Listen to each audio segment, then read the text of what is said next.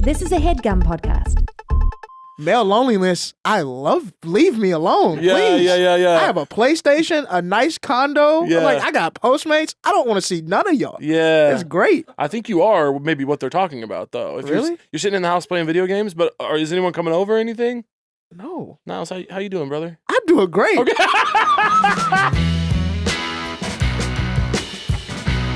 I don't understand lighting. You know, I spent a whole day once Googling lighting. Yeah.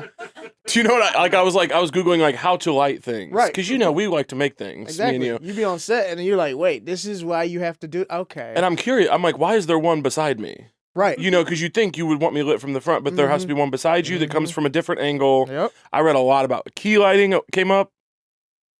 I didn't retain a lot of it. No, It's not for me, it's not. but I have a lot of respect for people who do all the stuff on set that I am too stupid to do. Like, you gotta have them. You ever just on a set and go, there are 300 million people working on this. Yes. And every one of them has a specific job. Dude, It's kind of beautiful. when I was on set of my Dave episode, that's how I went and like thanked the ladies that did set design because like my episode was the Met Gala, and I was like, if y'all didn't make this actually look like the Met Gala, it doesn't matter how funny the dialogue is. Right. The shoot- Everyone's like, this doesn't look like the This Met doesn't Gala. look, but like people were like, did y'all fly out to New York to shoot that? And I was like, let's go. Let's go. But like in one scene, you can clearly see an LA bus drive behind Jack Harlow Right. in the episode. Right. But like if you weren't there, you don't know that. Yeah, we're not going to worry about that. Yeah. How'd you start writing for that show? Lil Dicky's on my first stand-up special on YouTube. Really? Yeah. Damn. That actually happened? Yeah. But it was 2 years after the fact. Right, okay, yeah. 2 years after the fact, they were looking for writers. He had saw it on YouTube, and so they hit CAA up, and I just got a random call one day. It was like, yeah, they want to interview you for the job. And I had literally just moved to New York. I had packed up all my shit, moved to New York. I was like, fuck TV. I'm just doing stand-up. TV's stupid. Yeah. And then 2 weeks later, I get this call. Hey, this TV show you actually watch wants you to write for it. Yeah. And then, I had the first interview, and I was dating this girl out there, too. And I was like, I think I'm going to get this job. Because I don't ever get jobs, and they were just too nice to me. What happened with the girl? Yeah. I was just in New York, so I just saw her, but we're not. You traded her in for a writing job. That's what she says. That's crazy. She hates Lil Dicky. Yeah, queen. Honestly, respect. She's like, fuck that man in his career. She said he ruined her love life. Yeah, I love her. Bring her back. You need to quit running around. She actually thinks you're hilarious because you remember we taped. No, I really love her. We taped on Comedy Central for the first on the same night. She was there at the show. She was like, "Caleb's so funny." I was like, "Shut up." You need to get back together with this. She got a good head on her shoulders. Don't lose this She one. cannot see this podcast. Don't lose this woman. She cannot see this. A good woman's worth a million writing jobs. We're not Niles. rolling at all. We are cutting all of this from the show. Because I was willing to not be on her side, and then when I found out her taste. Her taste in comedy. This is a good woman. She has good comedy taste. I'll give her that. Wait, so you was that your first writing job ever? First TV writing job, yeah. How was it for you? It was so fun. It was so fun because it's just like, so TV nerds know who this guy is, but like the general public won't. But Jeff Schaffer co-created Dave with Lil Dicky, and so like if you know Jeff Schaffer, he ran Curb with Larry. Literally, Curb is just him and Larry writing the show back and forth. Like he told me during the pandemic, Larry would just FaceTime him and they would write the show. Yeah, like that's just crazy. And then like he created The League with his wife, which I think is like one of the funniest shows ever, even if you don't like football. So like just getting to like learn from him every day was crazy. And you're just sitting at a table next to a guy that like phone would start buzzing. You see Larry David pop up on the phone. Yeah. You're like, where? Like I'm here right now. This is great. Like this dude wrote out on Seinfeld right out of high school. I mean, right out of college. You know? I don't want to get a call from Larry David. Who knows? Who knows what the hell he's going to be I complaining bet it's about. probably the craziest thing. He's funny, but he'd be an annoying ass friend. Yes. Just somebody cut me off. Larry, shut up. You could, like, I could only imagine. Like Larry's probably like one of those people. He calls you and you just go, like you know those people you have to prepare to answer the phone. I can tell you, if I was friends with Larry David, I guarantee you 5 times a phone call or more, I'd say that. Yeah, that's crazy, man. That's fucking crazy. That's crazy. Anyway. All right, I'm gonna let you go. All right, man. Yeah. Well, hey, I hope y'all figure that out. Right. Yeah, people in the grocery store everything's crazy. Yeah, I hate when that chair's wobbly. I get it. I get it. That's how you know that dude is hilarious, man. He made a whole show of just like rich white dude problems. And it worked. And it worked. Yeah. Because he's being truthful. Yeah. That shit really ruins his day. Yeah. Like, that's so funny to me. Like, that shit really ruins that guy's day when something's just a little off. Well, So he can never be wrong. he can't. I think, I think about Larry David in that show often because there's a lot of things they do on that show that, like, some dumbass right-winger would be like, you could never get away with this today. Right. Show's currently in production. Yeah. And it's because I think I joke about stuff all the time that you would think I wouldn't be allowed to joke about. Exactly. But it's like people know the intent. The intent and the good writing and the performance, man. Right. A lot of right-wingers just say slurs and they're like, ha! Who's your favorite right-wing comic right now? Be honest. Favorite. You had to pick one above all the rest. If I had to pick one. Favorite right-wing comic. Yeah. Favorite of those, like, comics that are doing the, like, woke liberals killed comedy. Who would you pick? Who's your fighter? Oh, man. I don't know. I'm taking Chappelle. Probably. I'm taking Chappelle. He's a new right-wing comedian. I'm so taking I'd have to Chappelle. say him. I'd take Chappelle, bro. Yeah. That shit is crazy. He really does that shit. He's really in that now. Damn. Yeah. We lost one. We lost a good one. You talk about those guys online a lot. All the time. Because it's just like, dude, they'll be like, they'll do this thing where they're like, you can't say anything. And they're saying it to 30,000 people. They're saying everything. Like, and I'm just like, what actually can't you say? You Right. say everything. You're on a podcast every week that gets 20 million downloads. Like, what are we talking about? And you've got compounds. You own so much property. They You're are actively making saying things. They are making so much money. And honestly, I get it. If you can trick millions of people to think you're still an underdog after making millions of dollars for saying funnies, Yeah. I gotta hand it to you. That's Donald Trump's whole bag. You literally. He's like, they're being mean to me. It's like, you're a very long time famous rich guy. He was in Home Alone. Yeah. That's the pinnacle of his power. He's been talked about in like every rap song. Yeah. Like I'm just like, you've had a great life, my dog. Yeah. Like, what are you talking about? He blew it because he could have died an icon. He really could have. He could have just been a kind of racist, fucked up old rich guy that everyone was like, he's rich. Yeah. And people were digging it. It blows my, because it just kind of came out of nowhere. Yeah. Because it started with the Obama thing Yeah. for I guess The birth certificates. Yeah, the birth certificate Yeah. thing, and it was like that's what we gonna do. Like, Yeah. and he became president. It worked. I don't know. Like it worked. It's crazy that's how far he had to go to lose liberals. Like even the Yes. Central Park 5 thing, liberals were still like, we'll put him on TV. Right. Right. But then the birth certificate thing, they're like, okay, now it's too much. Yeah. It's like, well, now he's president. You Yeah. already lost. He's literally president. And Yeah. The Simpsons told us it was gonna happen. Are you a Simpsons fan? I see it every now and then. I have a friend that's like he watches it like every day. I'm not one of those. I'm not one of those. But I respect it, but I'm not. I'm watching more of The a Simpsons. family guy. Yeah, that's yeah. Let's go. Yeah. That's me and you. We're family. I think that's our generation. Right. Yeah. Yeah. Family Guy is it's the same premise, but it was made 10 years later. You know. Yeah, and it's like, I don't really care about Homer like wanting to strangle his kid or whatever. No. He's like barf. I like that Peter. I like that Peter will literally shoot one of his kids. Yes. It's amazing. He'll do anything. They would sell Meg into slavery if it would make a good episode. They would do that. They would do that to Meg. She gets disrespected a lot on the show. She does. I feel bad for her. I do feel bad for Meg. Yeah. Because she really does have a pure heart. She does. Yeah. She does. I think Chris does too, in a way. Yeah, but let's go through the characters. Okay. Yeah. Ranking the Family Guy characters by pure and not pure of heart. Yeah. No, I think obviously Stewie's evil. Yeah. Stewie and Quagmire are the worst ones. Yeah. You think Quagmire? Oh my God. Dude, have you like I went back to like an early season just to like watch. Okay, I already know. Yeah, and I was yeah. just like, he had this thing where like it feels fucked up to even talk about it. Like I feel like my career's gonna be over by bringing up what Quagmire did. But they wrote the shit and put it on television for my young ass. But there's like a thing, a girl comes over to Quagmire's place and like a thing sprays her in the face and knocks her out and then bends her over. Yeah. And I'm just like, Niles, why would you bring that up? I know. I was watching it like I need to change the channel. I need to put on like TBN or something. Yeah, he's definitely not pure of heart. That Quagmire. And the fact that they put that on TV, it's just good for them, I guess. Yeah, I mean, whatever they have to do, I guess. What do they have to do? Quagmire. The show evolved. I am glad Family Guy got away from the like, Drats, the world will be mine, Stewie thing. World revenge with the ray gun shit. Yeah, it's fun now. I like that they made him more of like a gay little, like they just make Stewie gay every other episode. It's funny. It's funny watching a little gay baby walk around with a dog. Yeah. It scratches an itch for me. What can I say? I love it. I love it. I love little gay baby and his dog. Oh my God, that's so funny. Wait, so you write for Dave, and I messaged you a while back and said, you keep talking about this short film you made. I need to see it, and you sent it to me, and it was so good. Thank you, man.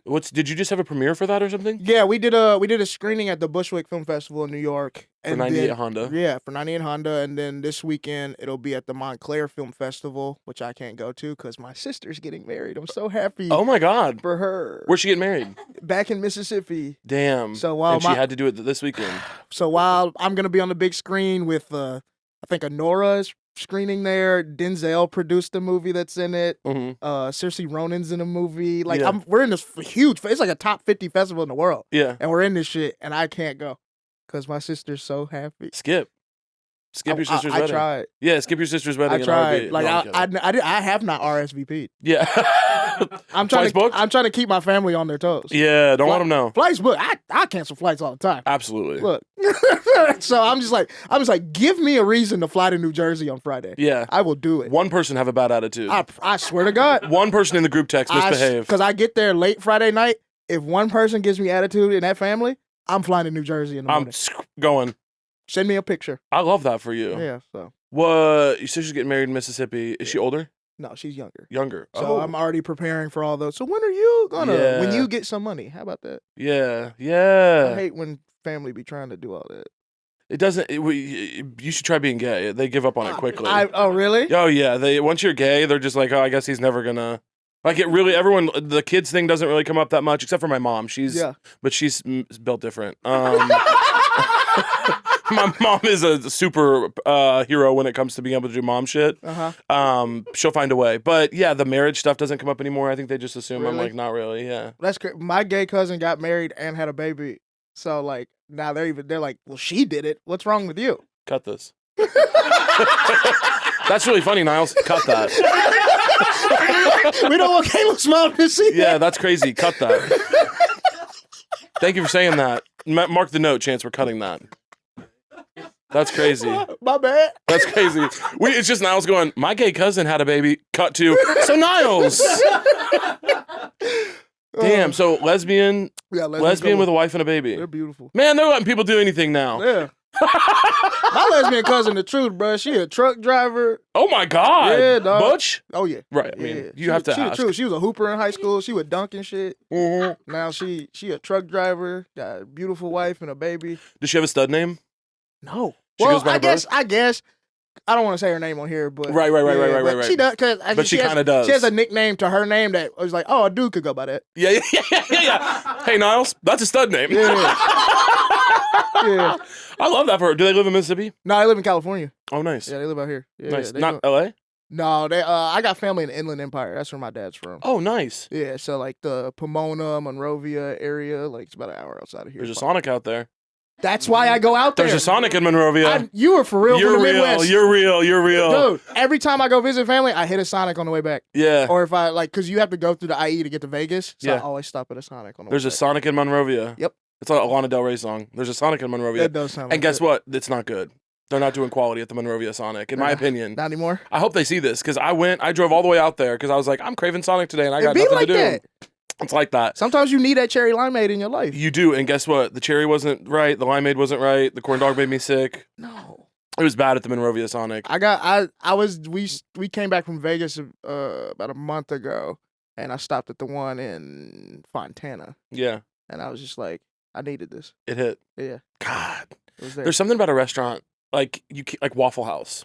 Right. For me, is like, you really understand the movie White Castle when they road trip to Absolutely. get this one. It's like, yeah, I would do that with White Castle. Nah, and I hope we don't get a Waffle House out here. Yeah. The people in this godless city don't deserve one. I think that's right. Yeah. I think that's right. They would abuse. They would abuse it. It would not be right. And I don't think we got the people strong enough to work there. No. The combat skills. Who you know out here gonna break up fights at 3 a.m? Right. Between 7 people. That's what I'm saying. All of whom don't know each other. Nah, it looks like fucking what's the game? Super Smash Bros. It's crazy. Choose your fighter. People are throwing a fucking banana peels and shit. Dude, slipping each I've other seen up. somebody get a cigarette to the eye in a Waffle House. That doesn't surprise me one bit. And I know when it hit his eye, he was like, "This nigga not even supposed to be smoking in here." Like, how did that? Do you know what my Waffle House secret is? What's that? Their grilled chicken sandwich. Yup. And that face is exactly why you're not on. You're not on to the grilled chicken sandwich because there's a culture of fear around trying the grilled chicken sandwich at Waffle House. Guess what? It's fucking amazing. What? Niles. The grilled chicken sandwich at Waffle House. All right, I'm gonna go.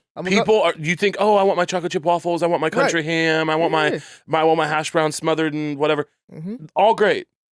Get a grilled chicken sandwich. Go with a friend. Okay. Cut that grilled chicken sandwich down the middle. Okay. Each of you take the first bite at the same time and see if your eyes don't light up. And it's fire. It's amazing. All right, I'm gonna go this weekend. Have y'all had the grilled chicken sandwich from Waffle House? You know, Chance. It's good.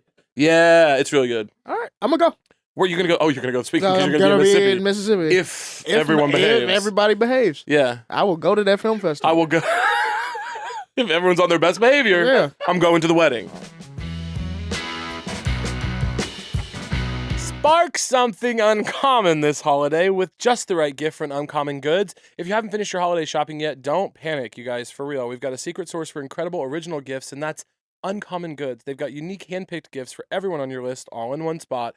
Gifts that spark joy, wonder, delight, and you guessed it, that it's exactly what I wanted feeling. Somehow they know exactly the perfect gift for every single person you know. So skip the gifts that scream last minute and find something truly original at uncommongoods.com. Some of my favorite things from their site are their cloud slippers, available in a bunch of different fun colors, and their wide selection of candles, where I'm sure you'll find just the right scent for whoever you're shopping for.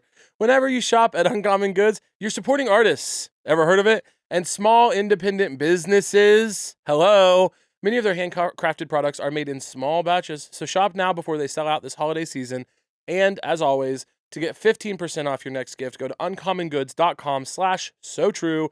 That's uncommongoods.com/so-true for 15% off. Don't miss out on this limited time offer. Uncommon Goods. We're all out of the ordinary. Let me get not on a tangent about Waffle House chicken sandwiches. You write for Dave. Yeah. And then what's going on with you these days? What are you up to? Stand up always. Yeah, stand up always. I'm trying to figure it out, man. Cause I don't know. I'm trying to figure out I gotta sell some tickets, bro. This shit is trash if you don't sell tickets. I can sell 100 tickets in a one-nighter in a city if I haven't been there in a while. Yeah. But I'm trying to figure out what my thing is to get me to the point where I could do a theater. Cause I'm on my 3rd hour now. I want people to actually see it. Yeah. So yeah, I'm trying to figure out what to do with that. But then also, I'm developing a lot of my own stuff, with the film. We're trying to find some partners to try to make that into a feature. And then I have this TV show I'm developing with a nice size producer. So I'm excited about that. Yeah. Where you guys have you written the script and stuff already?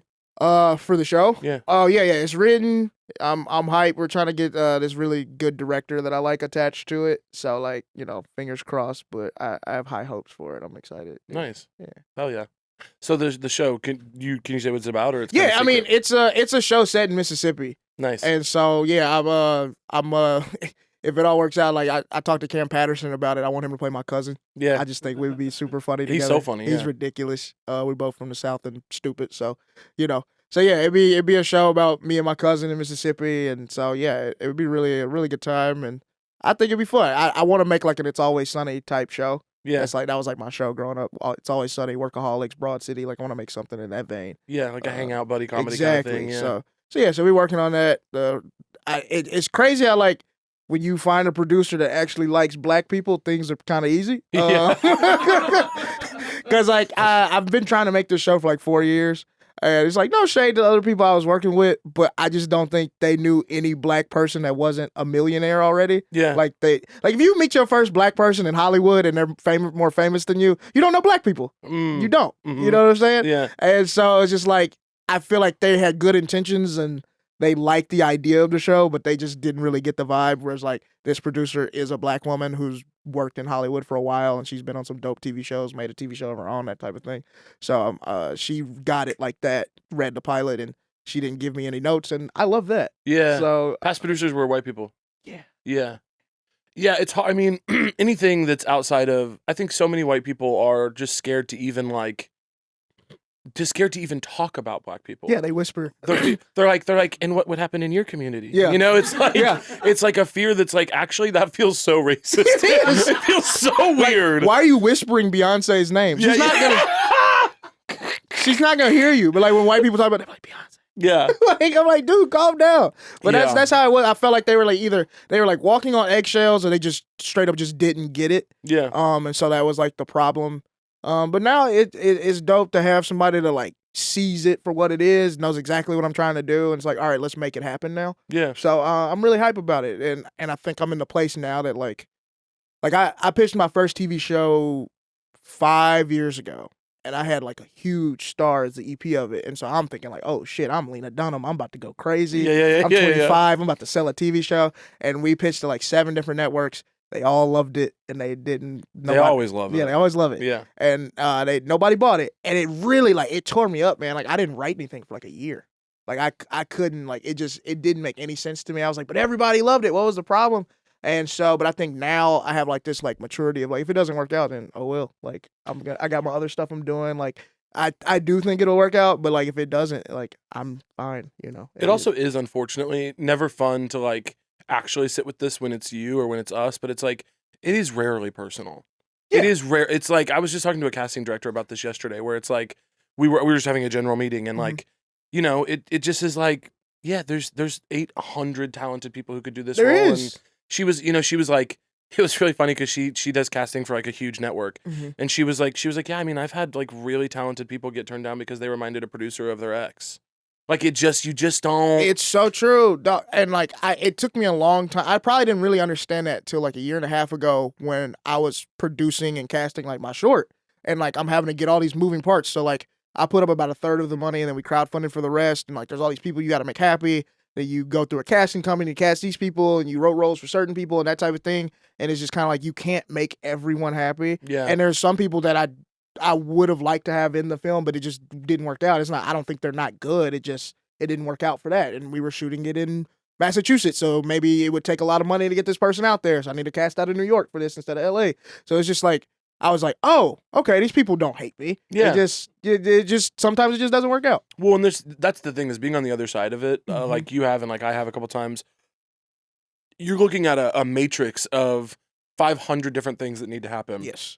And this character, yeah, my friend might be great for it in one way. Right. But if we could get this character to achieve 3 things that we need, like we need someone a little older, we need someone whatever, then like, yeah, it really isn't personal. It's like I'm looking at a matrix of 500 things that need to happen, and you might just not slot in anywhere perfectly. It's not that you're not great. Yeah. It's just like we don't have something for you. Yeah. It just you take so much rejection in this business that like after a while it's just like, well, God damn, is anything gonna work? Yeah. But I think eventually you just got everybody just builds up a callus to it. Like now, like there's some stuff like I'll get the audition, it's like, I'm not gonna get that, and I just don't do it. Yeah. I say no all the time. I don't audition for a lot of stuff because I'm a writer snob, like I'm a writing snob. Yeah. And so like I'll read the scene and like this is garbage. Well, so much of what gets made is bad. Yeah. I'll read some of these scripts that I get sent, and I same thing. I'll pass on. Yeah. I'll pass on things all the time without auditioning, even though I want to be acting because I'm like, well, this script is horrible. Yeah. If this got made, I wouldn't want to actually be in this. And I think a lot of comics who are actors think like that. I feel like actors don't really think like that. A lot don't. I mean, because it's a privilege to think like that. Like, Exactly. I mean, if your only job is acting and you need to pay the bills, sure, you'll go do. Yeah. Insert name of show. I almost said. I think we almost said the same one. Yeah. But yeah, it's just like I was thinking about that the other day. I think actors are really bad at picking scripts, or it's just like they just got to do what they got to do. Dude, I feel bad for anybody right now who only does one thing. Yes. If you're only an actor right now or only a writer, I don't know how you're making a living. Yeah. Like, there's so few things going on. I'm like, the only thing that has helped me to get by the last several years and like actually do well is that I do 7 things. Yeah. So I can be over here. I can be over here. No, that's true. I don't think that's fair. I don't think I don't think people should have to do 7 things. No, you definitely shouldn't. You didn't used to have to do that. Staff writers on Modern Family used to own multiple houses. Man. You know? like that was one of the things I hated the most being on Dave was them talking about all the money they used to make back in the day. and because like if they're at the like if you're an EP level writer, showrunner, you're making a lot of money. Yeah. But they were telling me like the money they would make as like story editors and staff writers, like like there a lot of because a lot of the writers on Dave they worked on New Girl and It's Always Sunny, and they were like, oh yeah, when we were like story editors, we were like buying houses. Yeah. I was like, okay, well fuck you first off. Yeah. 22 episodes plus a script or two. Yeah. And those extra scripts are what 40,000 back then, I'm imagining. So you got your script fees on top of your weekly fees. Dude. You're in a union, so you got all your health. Like, yeah, shit used to be very sweet for I got TV an writers. I got an email the other day saying like I qualified for like motion picture healthcare. Yeah. And I was like, this should not be something I should be excited about. Yeah. That's terrible. I qualified for health insurance in the field I work in. Well, you see people all the time now on Twitter being like, hey, can someone just put me as like a 2-line speaking part Please. in the pilot? I have a kid and we're about to lose our health insurance. Let me whisper something. Truly. Let me whisper Beyonce in this pilot. Right. I just need healthcare.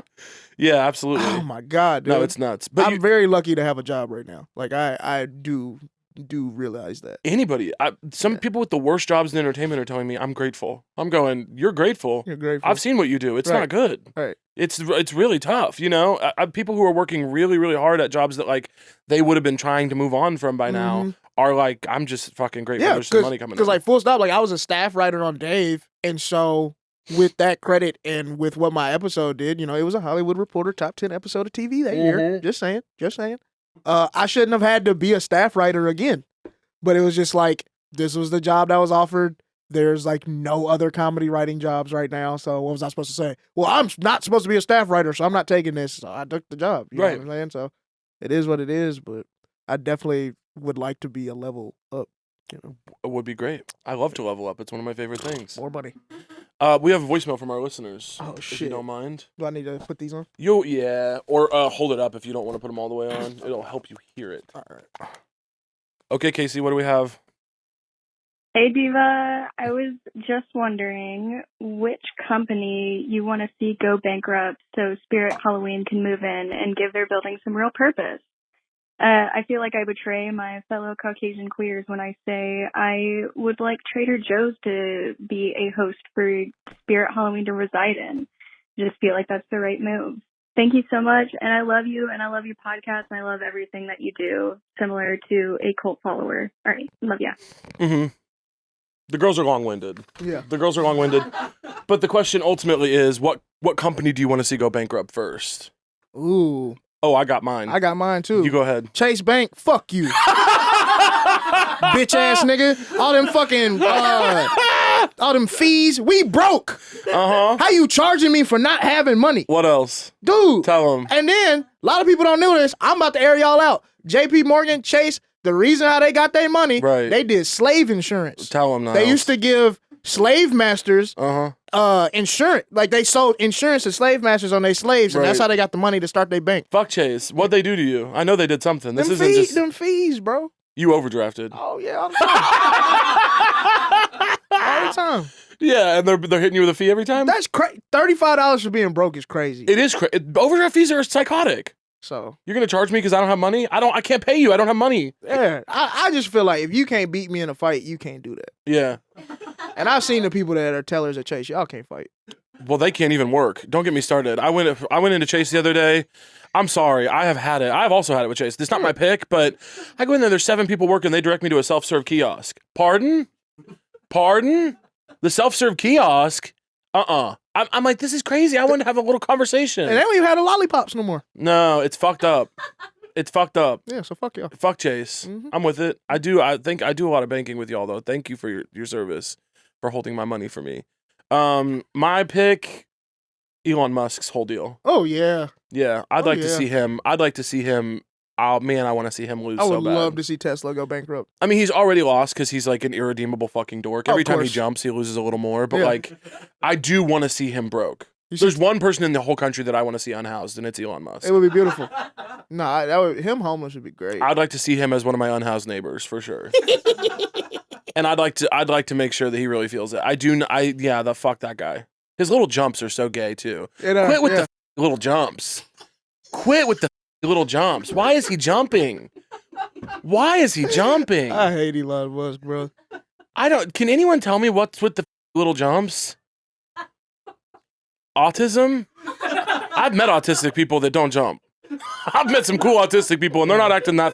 Not like that. Yeah. A company to go bankrupt. Chase is a good one. Elon Musk's whole deal is a good one. Hell yeah. I wonder if I have any other companies I hate. Probably most of them. I guess like BP Oil. Yeah. Straight up. Abercrombie and Fitch. Just because of what they did to me in middle school. What'd they do? Well, everyone was wearing it, and they didn't have my size. Oh, okay. So I have beef with Abercrombie and Fitch and Hollister. I never wore those. You didn't? No. See, I didn't either. Well, okay. So it was a double whammy because not only was I too fat to wear them, but were we to find the money, we didn't have the money. It was like we were too poor and I was too fat. That's funny. Yeah, I was wearing like South Pole and FUBU and. Were those the cool brands at your school? There's black people was wearing it. Yeah. Yeah. Yeah. But the cool brands at your school, like, did you go to a mostly black school? No. I went to a private school. Really? Mm-hmm. In Mississippi, yeah. I didn't even know that they had private schools in Mississippi. So there's my chance to explain this. Yeah. So when I say private school, people think I like went to the school Will and Carlton went to, right? Right. No. So private schools in Mississippi are very different. We have two very good private schools in Mississippi, Jackson Prep and Jackson Academy. Yeah. Every other private school in Mississippi is what you would call a segregation school. Right. Where if you look at when they were established, they were all established from the year like 1959 to 1966. And eventually, basically they were created so white families didn't have to put their kids in schools with black kids. 100%. So they're like private. So they're private schools because they're private, but they cost like $200 to go to. Right. So like you have private schools in Mississippi where they like meet in a barn, but it's a private school. Yeah. And so like the private school education isn't better. It's not like we were getting better food or like had all this. Like I didn't have a Spanish teacher in 9th grade, Caleb. Yeah. You don't know what he did in 9th grade for Spanish? We sat in a computer lab and my football coach sat in the desk behind us and we did Rosetta Stone. I was in there clicking on shapes like I was at Ellis Island, bro. They always have the football coach doing this shit. Yeah, cause he don't care. He's just like, yeah, this isn't bad. Yeah. But like, I did not have a Spanish teacher in high school, and I went to private school. Yeah. So did you go to one of the two good ones? No, you went to one of the I other wanted ones. to. So both schools. So I was a track athlete and I'm a football player, and so like both schools wanted me to come run track and play football there. Yeah. And my parents were just like, nah. Obsessed with your parents, being like, no. Yeah. No, he's chilling where he's at. Actually, thank you. What Yeah. position did you play football? I was a DB. Whoa. Yeah. Okay. I didn't know that there were private schools in Mississippi because there were none where I grew up. Yeah. Like we did not have. That's the thing. I don't understand about like charters and stuff. Where I'm like, yeah, we just all go to school wherever we live. Exactly. Where I'm from. Right. So I don't understand a lot of it. Most like rural places, that's how it is. But Mississippi's a different breed. Yeah, Mississippi is a different breed. Yeah. You love Mississippi though. I love how funny it made me. Yeah. Because as a state, it just doesn't make sense. Like, we abolished slavery in 2012. Yeah. Like, just things about Mississippi are just, like, the craziest Better late than never. Right. But would have preferred to see it happen sooner. Would have been nice, you know. But 2012, hey, that was 12 years ago. What happened in 2012 that they were like, you know what? Obama killed Osama bin Laden. Oh, really? And I think people in Mississippi were like, yeah, we should free him. People were like, you know what? Fuck it. Fuck it. If he's doing Let's all that get a kind little of crazy. stuff. Yeah. That's so funny. Yeah. So Mississippi, and then you grew up in Mississippi, you moved to New York. I moved here when I was 20. You moved here first? Yeah.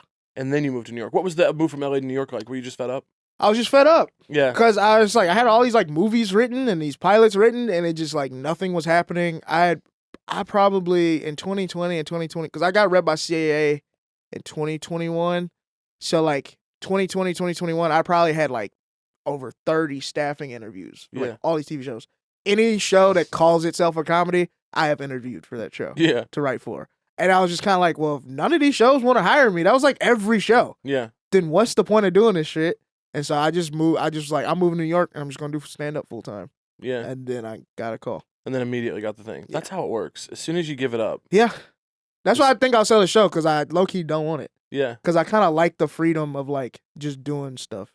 Well, the nice thing about stand-up is it's like the one thing they can't take from us. Exactly. It's like I can stand up in a room with a microphone and make people laugh. You guys cannot. No industry calibration or pivot or whatever the fuck they're calling it every time they blow up the industry for some rich guy. You can't. There's nothing you can do about what I do. Nothing. It's dope. It's like, especially once you get like a little audience, man. If you're good at this shit, you can really do this forever. Yeah. So yeah, it's just like I am blessed to be a stand-up comic. So I do know that like once you do a TV show, it takes so much away from that. But well, it's a full-time job. Yeah. Yeah. Freedom. I do think freedom is the biggest thing I think about all the time. And like in terms of what I want in my life long term, the only thing I'm certain of is I would like to be left alone anytime that I ask. Oh my God. You understand me. Yeah, I'm like, just don't, if I don't want to be if I don't want to work for a couple months, if I don't want to be talked to, that's the only thing that's important to me is that I get to go, I'm not doing that. A lot of people don't get that. Which is crazy to me because I'm just like, doesn't everybody want that? Yeah, I'm like, isn't that the number one Niles, thing? No. Yeah. Like, I don't get I love being left alone. I do. I want to be. This male loneliness epidemic thing. Have you seen this? Have you talked about this on the internet? Yeah. One, I don't think it's real. I just think y'all don't get no hoes. But yeah. Secondly, male loneliness. I love. Leave me alone, yeah, please. Yeah. I have a PlayStation, a nice condo. Yeah. Like I got Postmates. I don't want to see none of y'all. Yeah. It's great. I think you are maybe what they're talking about though. If Really? You're sitting in the house playing video games, but is anyone coming over or anything? No. Niles, how you doing, brother? I'm doing great. Okay. Like I have friends, and when I want to see them, I go see them. But yeah. I love just like being by myself for like 3 days straight, and then somebody call me like, "Yo, where you been at?" I'm like, "At home, In the house, at home, where I pay rent." Exactly. Next question. This shit expensive. Let me spend time with this thing I spend so much money on. Yeah. my room. What do you think? Okay, so but I agree with you. Male loneliness epidemic. I have no. These guys who complain about the male loneliness epidemic, I'm like, Well, it's their fault. yeah, it's your fault. And also, oh God, how pathetic could you be? Yeah, exactly. Going online and being like, I'm by affected myself. by an epidemic. I'm by myself. I'm lonely. It's like, oh God, Bro, and those would be like the most homophobic dudes. that's the thing is, I'm like, you're lonely because you suck. Yeah. You're mean to women. You listen to a bunch of Andrew Tate, you read to women. Because I told somebody the other day, I was like, how do you expect to do all these things women don't like and be like, why aren't women around me? What's going Yeah. on? And the complaining about it online is the funniest shit. I saw a straight guy tweet the other day. I was on Twitter for my weekly punishment, and I saw a straight guy tweet the other day like, fellas, the best advice I can give you in dating so you don't end up with a woke scold woman is on the first date, just drop the R word a couple times and see how she responds. Men are acting like this. What? And I guarantee you he was like 36. Yeah, and he's a victim of the male loneliness epidemic as Right. well. It's like, what are you talking about? Drop the R word a little bit. Now, of course, that's kind of funny. Oh, it's hilarious. But To suggest that as a dating tip yeah, and then be like, why am I lonely? it's kind of funny to be like, yeah, on first dates, I do the R word litmus test. Yes, of course, that's kind of funny in theory. But these are the same guys that'll be like, the universe has conspired against me to make sure that I'm lonely. It's like, or you're a fucking loser. Yeah, man. Look, sometimes you gotta have standards. I remember I was over a couple years ago. I was at this girl's crib. We were in her room, and some Baby Keem was playing, and she was like, "What is this? This is terrible." And I left. She had her clothes off and everything. Yeah. Like You said, "Put the clothes back on." you're not disrespecting Kendrick Lamar's nephew like that. Yeah. So I left. You gotta have morals and principles you stand on. Caleb. Yeah, and that's your big one. Yeah. Yeah. You don't disrespect Baby Keem around me. Yeah, and I never would. Thank you. You know that about me. Thank you. I do. There is something going on in the culture. Like, losers used to be embarrassed. Well, there's no shame anymore. Yeah, nobody's scared to be a loser anymore. Shame can get you paid. Yeah. You couldn't go viral for being a loser 20 years ago. Yeah. You were like on that one episode of American Idol where they show all the bad people, Yeah. and then that was it. Do you see the girl who this is probably pretty dated by the time this episode comes out, but I'll say it anyway. Did you see the girl whose boyfriend asked her to move back to Texas with him? Mm-mm. You see that? You guys see that? Where do they live currently? Well, there was this girl. She made this whole like TikTok video that was like her like sobbing into the camera, and which I have quite feelings about that. I hate when people cry on. I do too. And you know what? I recorded a video the other day. I was trying to make a video for this abortion rights thing in Missouri. Okay. And I got worked up enough that I started crying, tears coming out of my eyes. And you know what? I said, this is really powerful. People would really like this. I'm not fucking posting it. I'm not posting it. You know, so there are like 3 videos of me in my phone crying about abortion rights. And I said, no posts. No posts. We don't need that. The static images will have to do. That's almost as bad as what's her name, Gal Gadot singing. Yes. It's manipulative too. I'm like, I don't want you to care about this because I got worked up and mad at Republicans and started tears came out. You should already care about this. I'm just reminding you to go take action. Go vote. Yeah. But she was posting. She was like, oh, my boyfriend. We lived in L.A. and he said he wanted to. Yeah, let's play it. I guess we have it. Do we need headphones? It'll play. I've definitely so I see thumbnails all the time, and whenever I see, I'm like, yeah, I'm not looking at this. So you live in LA with your boyfriend. Everything's going amazing. They're doing pottery. That's how you know. Okay. He says, babe, I want to move back to Texas to be closer to my dad. Now, mind you, he says, I want to move back to be closer to my dad. So she gives up her career, including her improv troupe. She probably wasn't good. Look, giving up your improv troupe is not a sacrifice you're making for him. No. You wanted to quit. That's called growing up. Right. As someone who did improv well into his 20s, the future you want, she wants to be old with him. So yeah, basically, we don't have to watch the whole thing, but basically what happens is... Oh, no, we're watching the whole thing. Yep. I need to see all of this. Yep. So she's so happy that they're doing Texas. He goes on family vacation without her. Right, but... Yes. That we have something in common, we're incompatible. He says, we have nothing in common, we're incompatible. He says to her in a note. She says, oh no. Now she's crying again on camera. This is the beginning of a Kristen Wiig movie. I just can't remember which one. Yeah. Now, mind you, he does belong in prison. Yeah, this is terrible. I'm not team him. Why would you put this woman through that? And then she shows the pottery picture again to be like, what do you mean we have nothing in common? And she's crying on camera again. Every time she cried for like 2 months, she got that camera out. This is so mean. You know how hard it is to get an apartment in LA? Yeah. So if she wants to come back here, she has to. Now she's in Florida living with her mom. She's crying with her mom. So yeah, this is what do you think of this? What do you think of that? I mean, look, the patriarchy won. Yeah. He's a bad guy. He's a terrible person. Yeah. He should go to jail for that. For like a little bit. No, we should have a type of jail. I've been saying this. We should have a type of jail that's cool. Yeah. But it's like you lose a couple creature comforts. It's like timeout.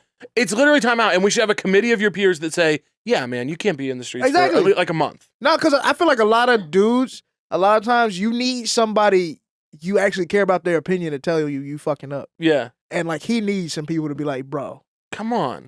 Where's the dad in all this? He goes on vacation with the dad who he moved back to be close to, and his dad was like, hand her a note. That's the other thing. Like, you couldn't have a real conversation with her? Well, that's the thing. Losers are winning right now. Cowardice is big right now. That was very cowardice. It's cowardly. You blew up her entire life, and now she in Florida with her mom? He need to go to real prison. Okay. Forget our little jail idea. Yeah, dude. He needs to go to real prison. Anything could happen to her out there in Florida. Yeah. I think I would say to her... A lot of meth.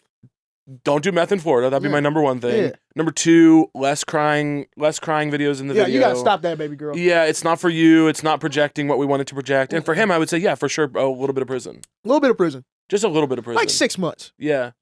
I thought the other day, while I was watching The Purge. Okay. This about to get deep. Yeah. I was watching The Purge and I was like, it would be... Like, you know how if the government passes something you don't like and you get like 400,000 signatures, okay, we can send it to a vote, like a ballot item about different policies. If there's someone who really wronged you, like someone who really, like you think like Bernie Madoff, for example, there should be like, if I can gain enough signatures, I get to kill that guy. You know what I mean? Like if I can get enough people to agree that I should kill that guy, I should get a chance to kill that guy. Oh, shit. Only if they do something egregious, like Bernie Madoff, like stealing money from seniors. Yeah, that's crazy. You know, something like that. That's like, come on. Damn.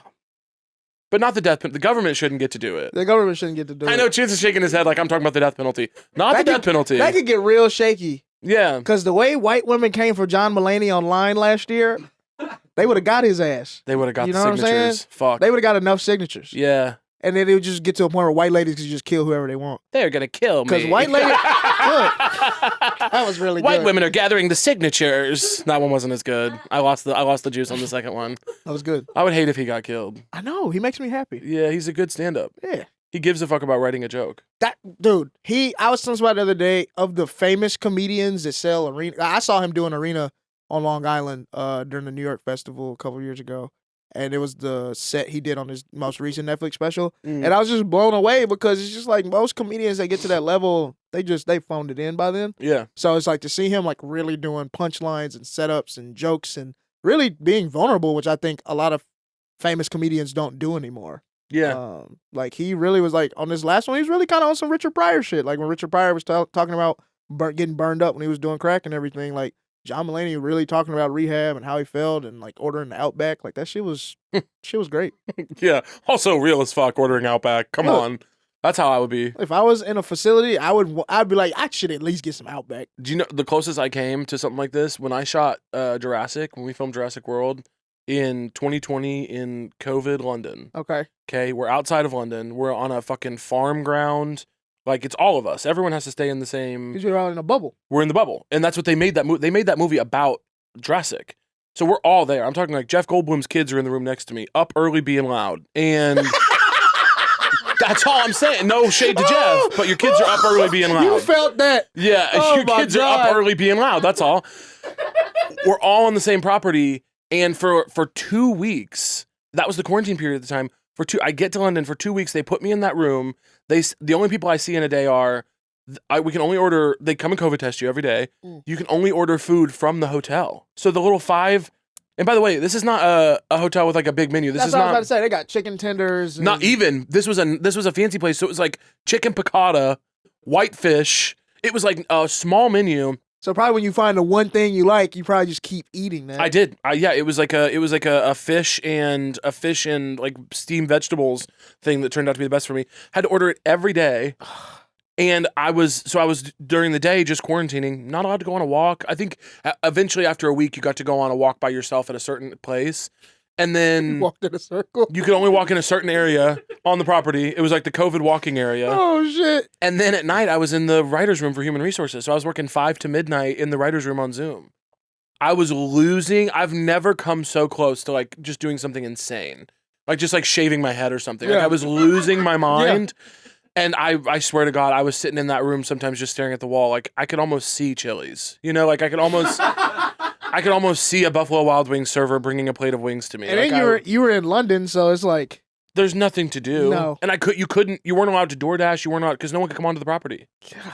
I also got in trouble because I didn't understand. This is like my first big thing. Yeah. And I didn't understand. We all get in trouble on our first big thing. I got in trouble on my first when big I thing pulled too. up from the, they had me in they picked me up in like a Suburban from the airport and they drove me outside London to this, like, the estate was beautiful. Uh-huh. And because they had to put Laura Dern there. So it had to be nice. Right. They weren't doing that for me. This is Big Little Lies, Laura Dern. Yes. And so we pulled up and there's this, you pull into this, like, down this long, it used to be a royal hunting ground. Okay. So you pull down this long, beautiful driveway with like a big circle drive in front of the 2 main properties and like these huge fountains. It's made by colonialism, and the fountains are so beautiful in the sunshine. And I took a little video and posted it to my Instagram story. Oh, yeah. Immediate email that was like, "Hi, so people can tell." It was like, "Don't blow up Jeff Goldblum's spot. His kids are being loud in the next room. People can't know where y'all are staying." You almost doxed Jeff Goldblum. I almost got Jeff Goldblum's kids in trouble. Yeah. Wow.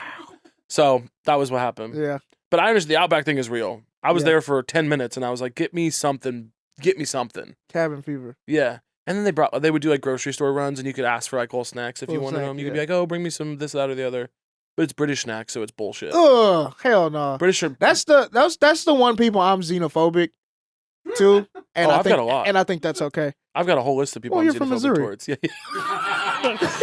I go, oh fuck, I've been meaning to say, okay, yeah, who am I xenophobic towards? I've been meaning to bring this one up.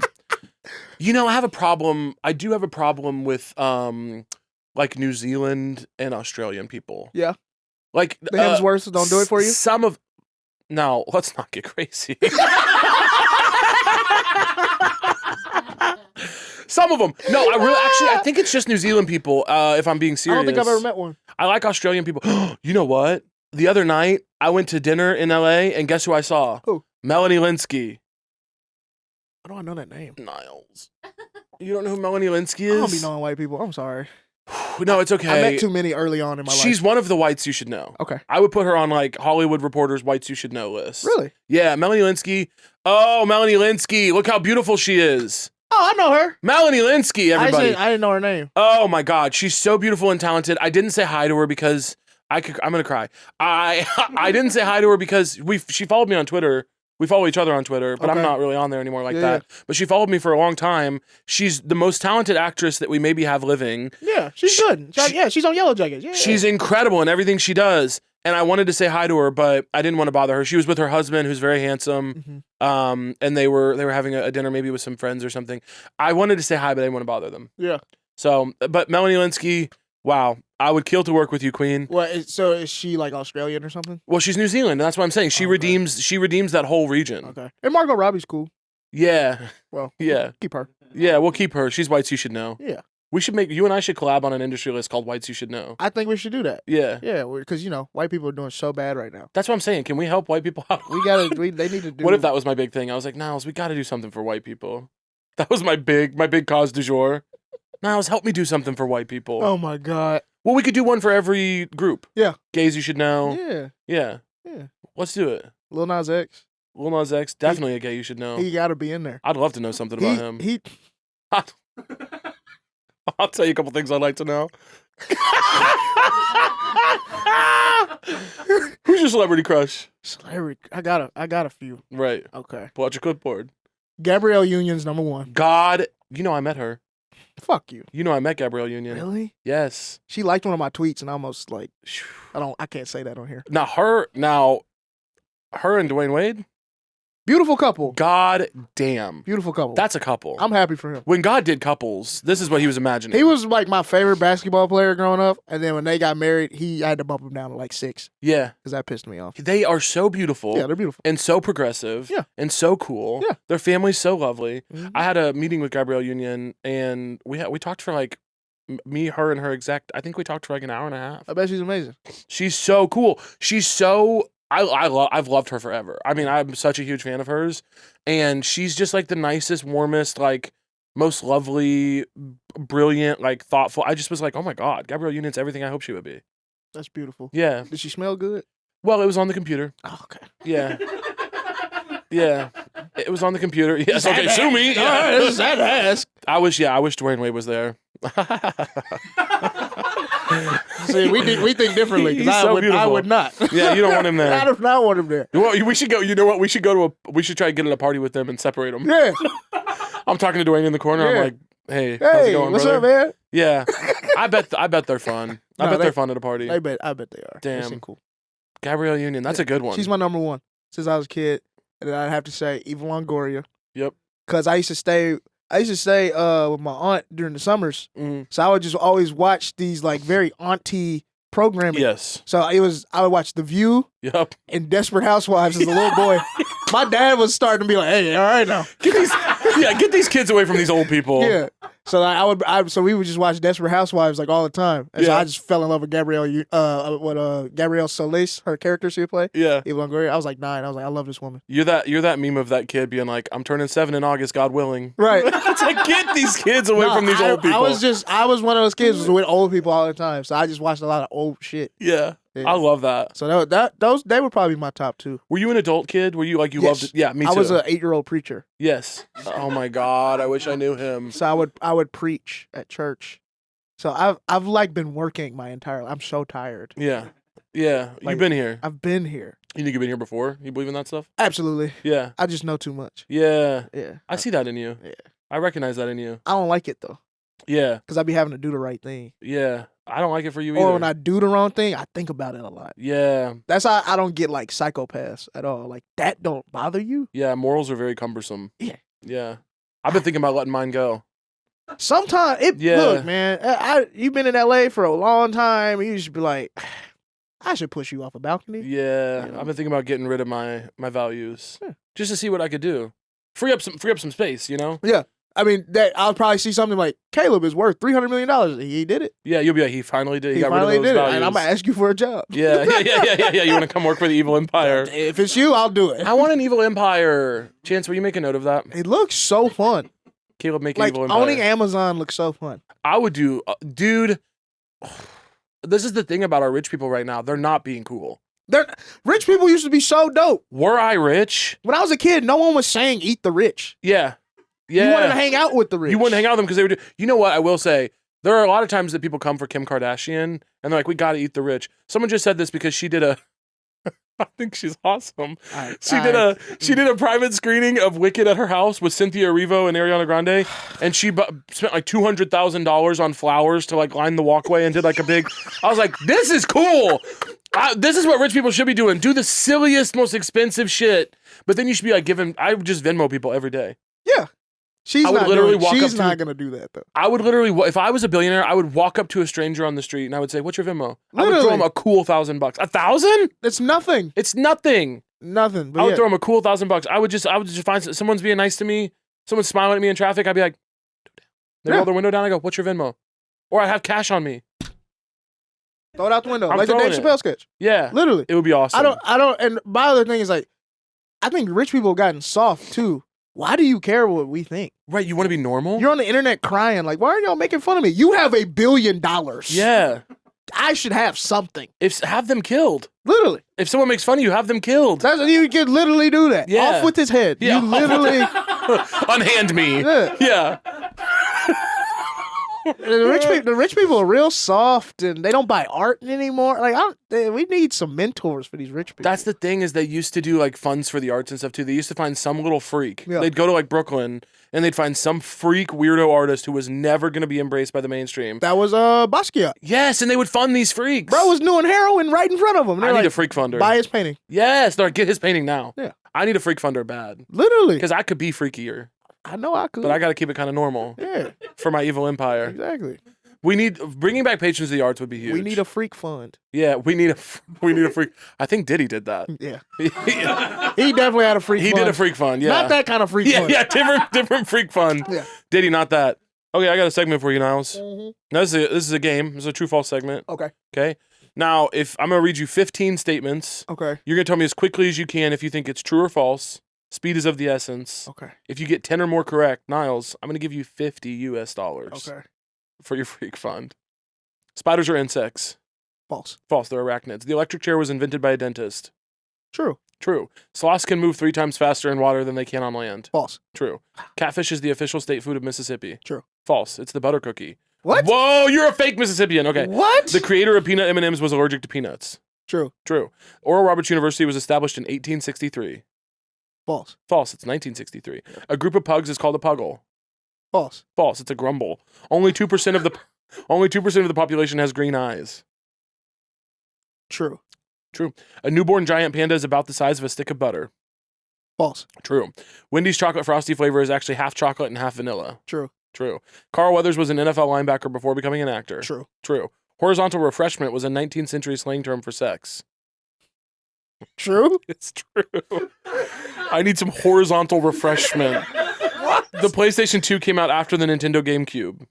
False. False. Before. The California has more NBA teams than any other state. True. True. The first pair of Nike running shoes was made in a waffle iron. True. True. 12. Nice! Niles! I was gonna be so mad if I didn't get that shit. Yeah. Because I saw Sabrina got it, and I was like, if I don't get this shit, I'll be mad. Sabrina Breyer? Yeah. Yeah, I was she like, did. I need that 50. You did. 12 is good. 12 is high. I was mad when I missed it. Was that really true on the Mississippi one? Yeah. Butter cookie? Butter cookie. What is a butter cookie? Yeah, well, you need to tap into Mississippi State Belzona, history. Mississippi is the catfish capital of the world. Mississippi catfish. That was a yeah, Chance tried to trip you up on that one. Yeah, all right, I'm yeah, watching you. yeah. You're not getting in on the freak fund. Right. Niles, you know what this show's about. So True with Caleb Hearon, the podcast. What's so true to you? What's so true to me? Yeah. Okay. Look, I'm gonna offend some film school people with this one. Okay. But I'm tired of seeing these posts when somebody's like, I just made my first film or I just made my first project and I just have to say it was so hard. There's no bad movies. Bullshit, man. That is not. Who said that? All these film people, dude. Yeah. I'm like, that is bullshit. Yeah. Just because it was hard for you to make a short film, Yeah. don't mean there's no bad movies. And, Yeah. like, I forget the famous director, but he goes to see every movie because he said there's something good about every movie, and then like there's no bad movies because they're so hard to make. That's crazy, bro. That is crazy. Like, no, there's bad movies, and we need to tell people they're bad so they'll leave. Yeah. And and look, I may be cut from a different cloth, whatever. But being in this industry, writing TV, making my own projects has made me realize, actually, this shit is not as hard as it looks, and a lot of these people are bad at this shit. Yeah. Like, now that I'll watch a TV show and be like, so this got through 6 different people that get paid all this fucking money, went through an edit, and y'all still put this on TV. Right. Whereas I made a short film with 2 or 3 of my friends and I watched some shit and I was like, are y'all fucking shitting me right now? Yeah. Cut this out. Yeah. Like, come on now. Yeah. And so, I think making stuff is not as hard as people try to make it out to be. And I think y'all just aren't good at this. Go home. Interesting. I like the take. Yeah.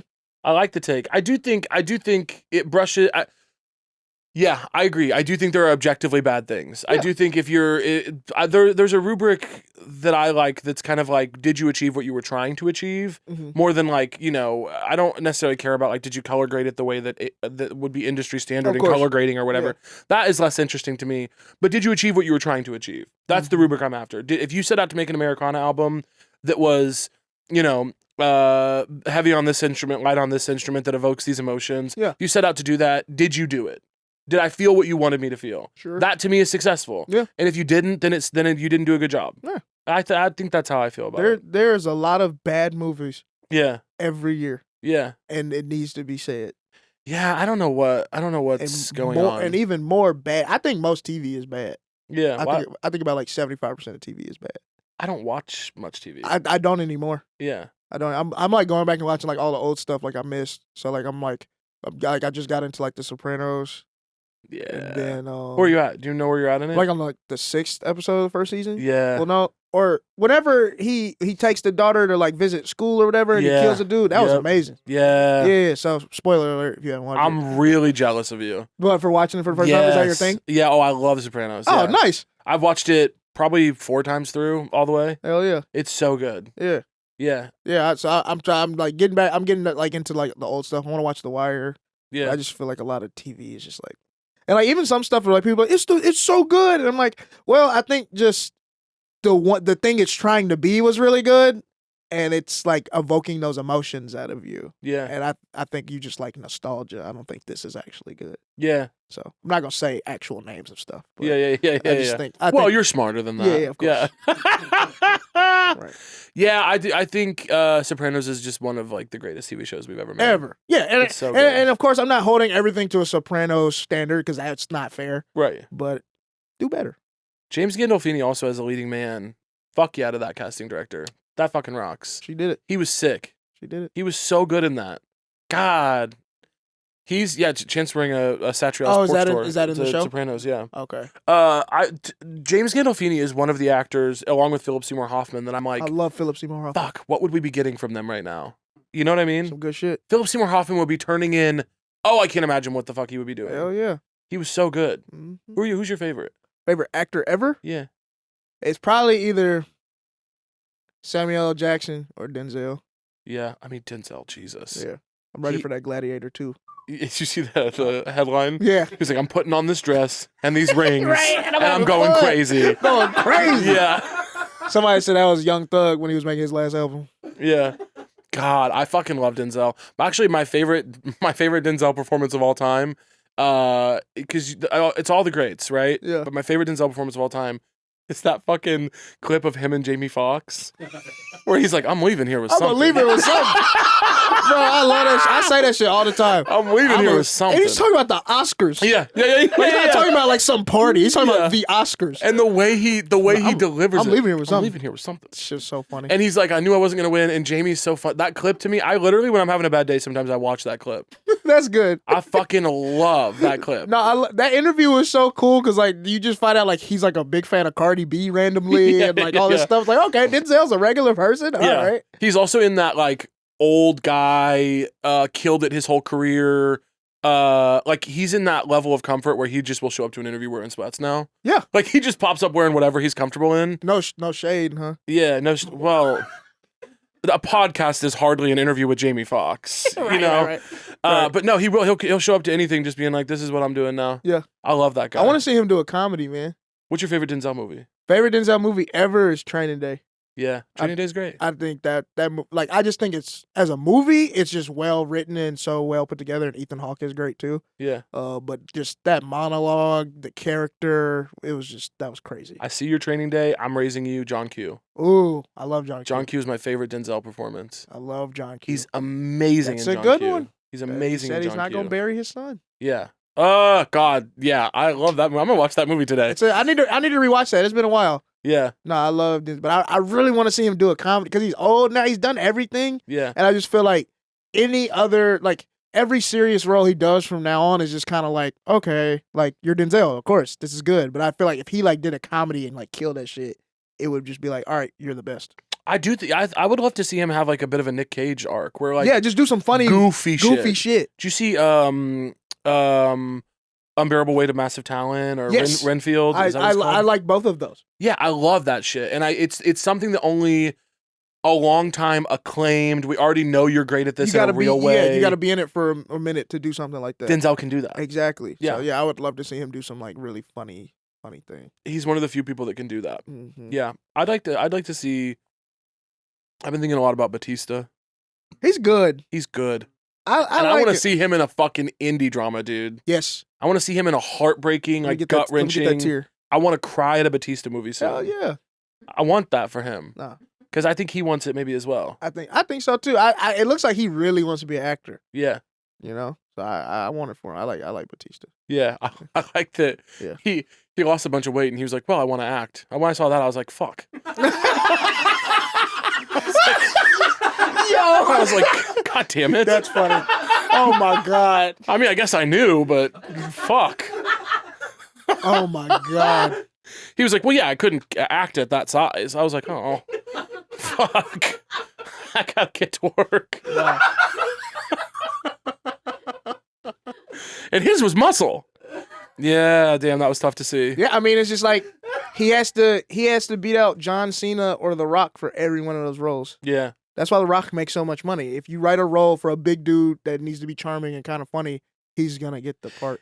Yeah, and I love John Cena and The Rock as actors, by the way. I would love to actually, I'm kind of writing something right now with John Cena in mind. I would love to work with John funny. Cena. I think he's very funny and I think he's very charming. Mhm. John Cena and The Rock both, I think their strong suits are like they don't have, there's something that Batista has that they don't.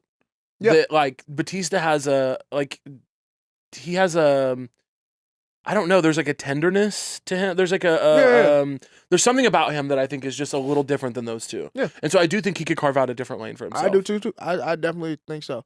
So yeah, I can see why he probably like changed his body and stuff. Yeah. My favorite The Rock role is the other guys. Yeah, because it's short. Yeah. It's short and also it's hilarious. I don't need to see The Rock for 2 hours. Central Intelligence with Kevin Hart is actually a pretty good movie though. Yeah. I will give them that one. You will give The Rock his one flower. Yeah. His singular flower. He's not my favorite actor in the world. Yeah. You know. You think God's real? No. I like to spring it on people, see what happens. I don't. I don't at all. No God for you? No, I don't believe in anything. The point of life, I think, is community at the end of the day. Yeah. Like love and friends and how you are in relationships and that kind of thing. Yeah. It's just like, who are you to the people around you? Like, do the people around you genuinely enjoy being around you? Like, is there love there? Like, I think that's the most important part of life. Yeah. And I do think religions have that in a certain kind of way with the community building aspect. But then, like, when you give one man, like, all the power at the top, like, that just kind of fucks it all. Yeah. We can't trust almost anyone to do. It's really just me that No. we could trust with that. Honestly. Yeah. I'm Give like the Caleb one- power. That's it. Yeah. I would probably start a cult. I think it'd be cool. I mean, I think most comedians have a little bit of that. I think it'd be cool. I'd 'Cause start a cool one. Because when you sell out a show and you do an hour in front of people, it feels cult-like. Well, it's psychotic. You really do you ever stop and think about, like, it is crazy. I did it on stage once. Yeah. I was in Pittsburgh. Yeah. Because it was like, I literally stopped it. Like, I had a joke hit so hard, and I stopped. I was like, I've never been here before. Yeah. None of y'all know me. Yeah. And I'm just talking about my life up here. Yeah. And y'all paid to be here. And they just go, yeah! And I was Yeah. like, all right, just get back to the jokes. Like, this is crazy. Bottle Rocket? What is that? Would you Bottle Rocket in Pittsburgh? No, I did this like independent show. Nice. I'm not where you at yet, Caleb. You can do Bottle Rocket. I can't do that shit I yet. hit him up. I think you'd do a good Oh, weekend yeah? of Bottle Rocket. But the thing of, like, standing on a stage with only your thoughts to entertain people for an That's hour the thing. is a really crazy. It's trippy. That's why it's the coolest art form to me. And I had this talk with another comedian. I won't say his name. I won't bust him out. But we were talking about how, like, we both hate PowerPoint comedy Yeah. because Really? I kind of like it. I hate it. Why? Because stand-up is supposed to be this thing where you just have the mic and you're supposed to communicate the thing so well you don't need all the other shit. Yeah. And so, like, for me, it's like, if you need that PowerPoint, then you probably didn't write the joke that good. Yeah. I've felt this way before. That's just me. I And used to I feel might that be way. wrong. Because there's some people killing with the PowerPoints. Yeah. You know what I'm saying? And do your thing. Because I don't like it, don't stop what you're doing. Yeah. But, like, for me, I just very much love the pure, just, like, standing there with a mic, sit on a stool, and you just talking to these people and, like, hitting them with punchlines and making them think about stuff they would never, ever think ever in their life. And they're going to repeat it at work tomorrow. Yeah. I just don't think a PowerPoint does that. I hear you. I felt Yeah. that way. There was definitely a moment coming out of Chicago when everybody was doing PowerPoints in Chicago for a Yeah. second, including myself. That was the first place I saw it when I did stand up in Chicago. And I was doing it too, and I acknowledged in my own work that I was like, you're doing this because you're being lazy. Like Really? Yeah. I fully like. I went to New York and LA and did like a PowerPoint set that I had been doing, and Yeah. it went really well, and it sold out. And I've seen some that are really funny. Mine wasn't really in particular, to be honest. Like mine was honestly a crutch. I'll be honest. Like That's real. I was being lazy. That's like I real. didn't want to focus on the jokes. I didn't believe in the jokes. It was a crutch where like the PowerPoint created this, and I think a lot of people, if they were really honest with themselves, would Yeah. admit the same thing. Yeah. Where it's like it created this comfort of like, well, I can just click the next slide, or there's Yeah. something that'll make them laugh in there if I don't do my job. I hate when the picture is the punchline. Yeah, I think that's totally fair. I will say though, I But felt that is what that, like late night TV is though. At the end of the day. 100%. Yeah. And by the way, there's a lot of people that are doing it in really innovative ways. I wasn't doing it creatively. I was being a hack. What's the dude? He just did one. He's really funny. Josh Sharp? I don't know who that is. It's a white dude. He's part. I think he's with A.D. Bryant. Oh, Connor O'Malley. Yeah, I watched his on YouTube and I liked his. Yeah. His was very interesting because it was like a character and stuff. I liked it. You should go see Josh Sharp. Okay. Josh Sharp's doing a I'll check it out. PowerPoint hour right now that he does a slide cue every 3 seconds. It is so choreographed and genius. Okay. I haven't seen something this tight. As a joke writer, Yeah. you'll really appreciate it. I Okay. think. He might change my Yeah. and I'm all about changing perspective. Yeah, but in to your point, I definitely was when I was doing PowerPoints, I was being a hack. Yeah, Yeah. I get that. And I had to stop. I just have this rule. I don't want to use nothing Richard Pryor couldn't use. yeah. I think he's the best ever, and he didn't even have access to that shit. He just had crack. Yeah, but he was an innovator. Exactly. So don't you think maybe he would be doing PowerPoints now? No, I don't know. I don't think so. I don't know. He might be at UCB. I don't think Richard so. Richard Pryor might have been doing a one-man show at UCB Sunset. You don't like to hear it. You don't like to hear it. Richard Pryor's one of my greats as well. No. But he might be doing something else. Oh my God. You don't like to hear it, but it might be the upset case. at you right now. Don't disrespect my goat like that. No, he really is. He He's just the had a mic greatest. and some crack, man. Yeah. And a little bit of Marlon Brando, but we don't have to talk about that. Yeah. Niles, thank you so much for being on. Thank you for having me. This was so fun. Please tell the people where they can find you. You can follow me on Twitter at Niles100, Instagram, The Niles Abston Show. Follow me. I run a monthly show with Don't Tell called Who All Gonna Be There. Tickets are on sale right now, November 22nd. Come out to the show in LA if you're here. Great. Yeah. Thanks for being on. That was a Headgum podcast.